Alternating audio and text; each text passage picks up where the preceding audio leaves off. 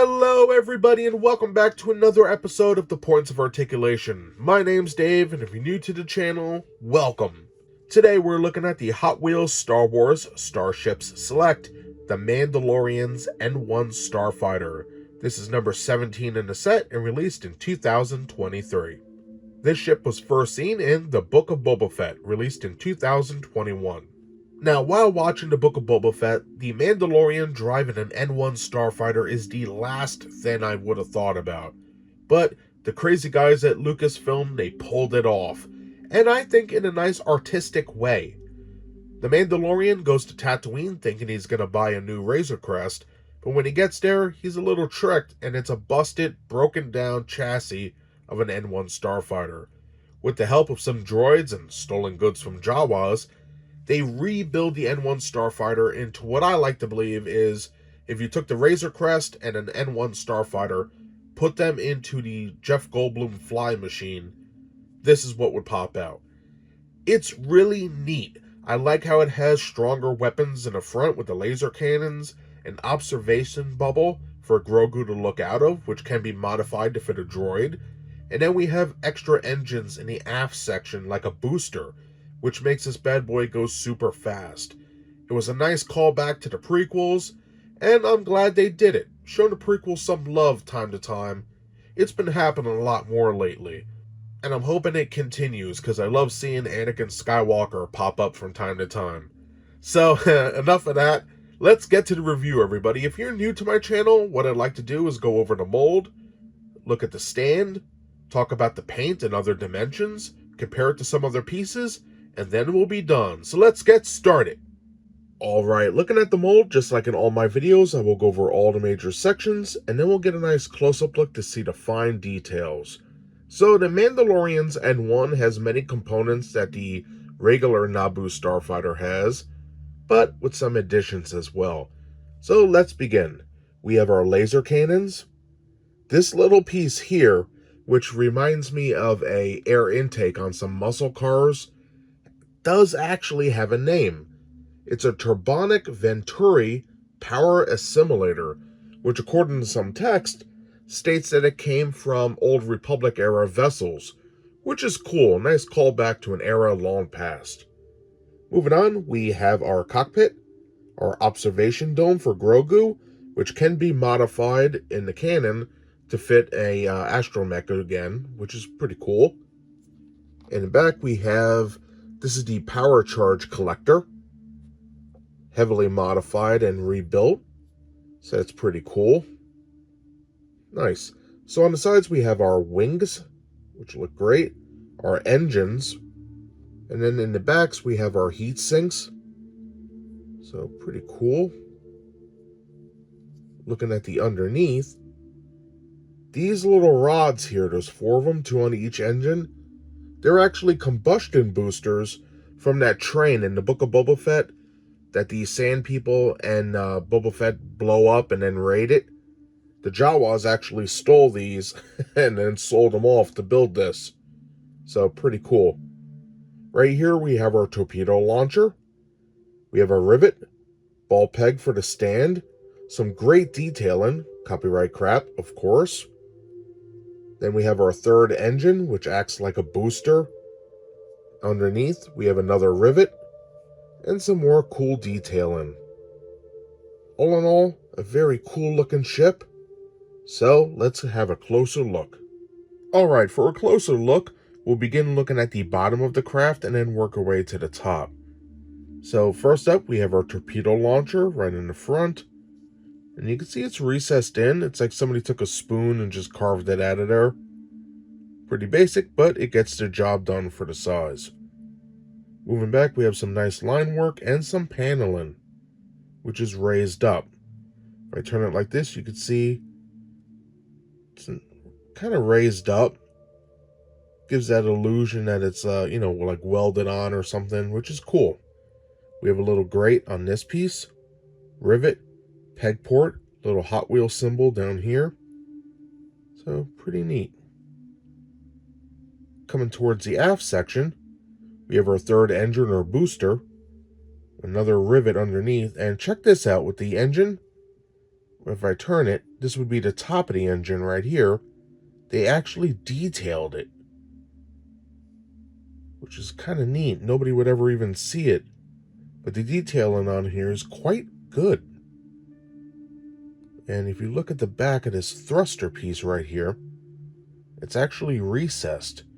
No paint though, but very cool.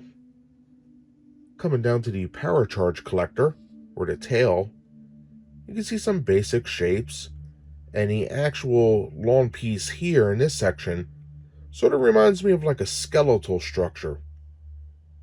And you'll see it when I show the top, but very nicely done. See like little rib areas. Pretty cool. And there's the other side. Nice. Now coming back, we have our wings, which look good. We have some line work and molding in the front. Same for the bottom. Pretty cool. And while I'm down here, I know you guys been looking at this, but just check out the paint here. Like I'm a very silver, metallic gray.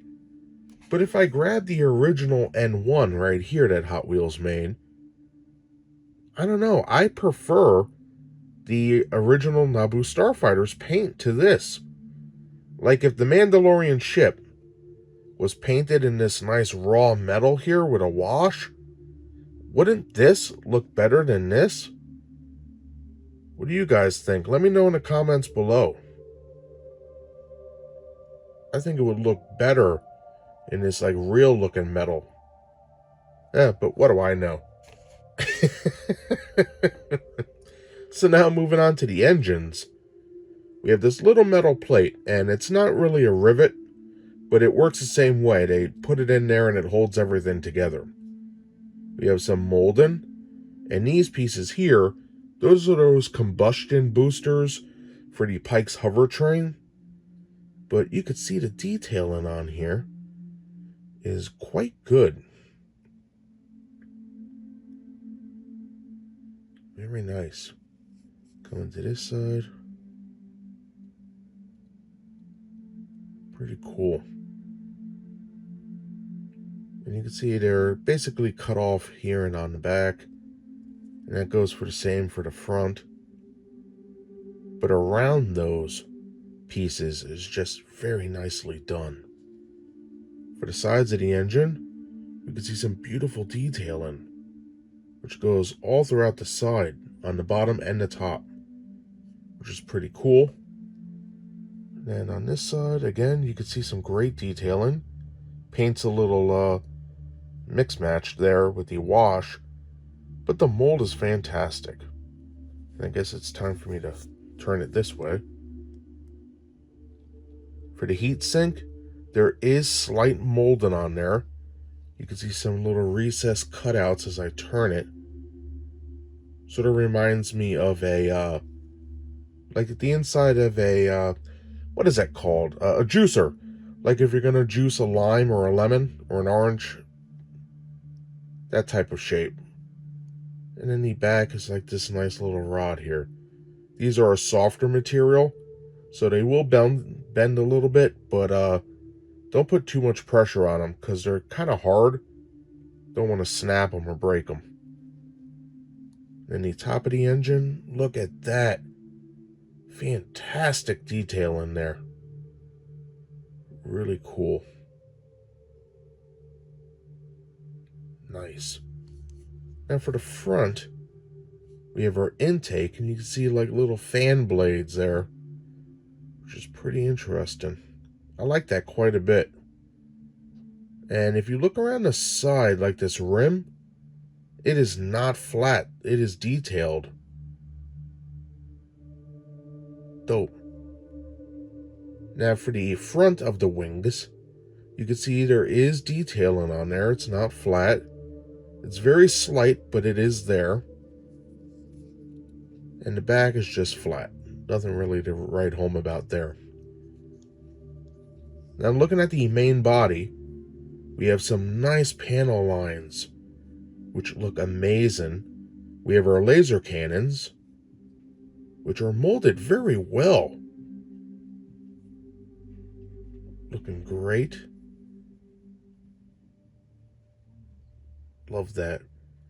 This section here, which is at Turbonic Venturi Assimilator, say that 10 times fast.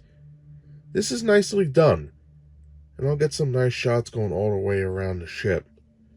But they did a pretty decent work. Look at all that. Nicely molded pieces. This is what I'm talking about. The little things like this that some people wouldn't even think to look at. Like, I find it very fascinating. Somebody took the time to mold this. And with the paint, it came out really cool. So, nice. Turn it around. We have some more molding, which is great. And that goes underneath right here. And you can see some nice little doodads. This side's more flat, but really neat. We have our canopy, which looks very cool. Paint's a little at the bottom, but it gets the job done. Again, I'm very zoomed in, so if you're looking at this at a shelf or something like that, you're not really going to notice it. But I'm zoomed in, so, you're going to see little drips or whatever that is. But not too bad. On the side, we have more panel lines, little recessed areas. Same goes for this side. And you can see inside those recessed areas, there is like pipes and hoses. So that's pretty cool. Next, we have our observation dome. That's molded quite well.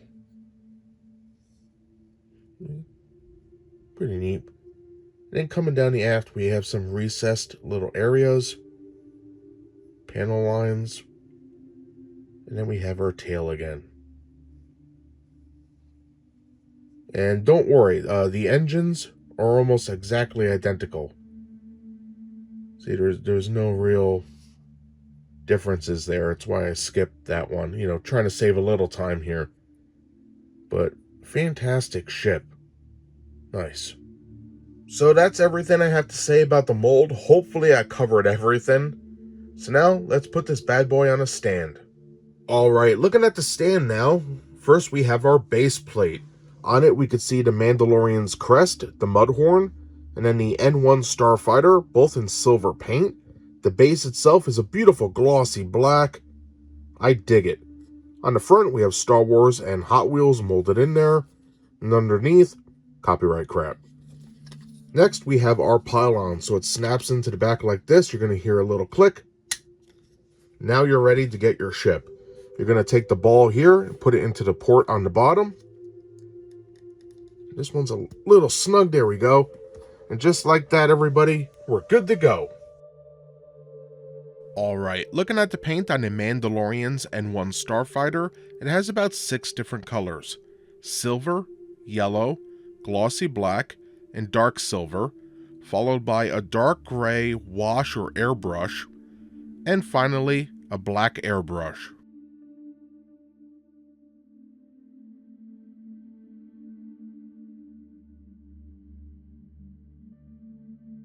For the ship's size, it comes in at 5.008 inches or 127.20 millimeters in length.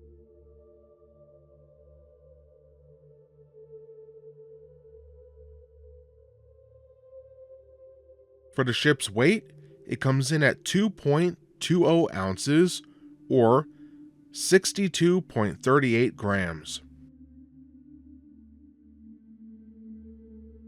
And now looking at a size comparison of the Mandalorian's modified N-1 Starfighter seen in the center. First, on the left-hand side, we have the Naboo Starfighter, which you can see they are almost exactly the same size-wise, and that blows my mind. They look amazing together side by side. You can see there's little differences here and there, but on the whole, fantastic scaling going on here. And finally, on the right-hand side, we have the original Mandalorian vessel, the Razor Crest, which looks fantastic as well. Some great-looking ships here, and if you want to see reviews of any of them, check the links in the description below.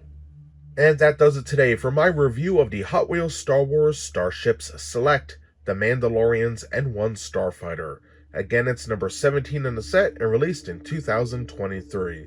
Again, if somebody would have told me I would see the Mandalorian driving an N-1 Starfighter in the Book of Boba Fett, I would have looked at them like they had two heads.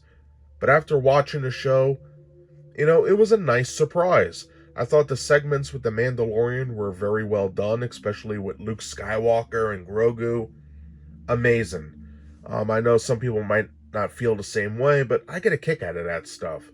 It's nice to see stuff from the past be brought in a new way, and that's what this ship is all about. I think Hot Wheels did a pretty decent job at bringing it to life. Great line work, the paneling is very nice, the molded sections for the laser cannons, the center part, the turbonic Venturi assimilator, and then all the recessed areas from the engines to the main body.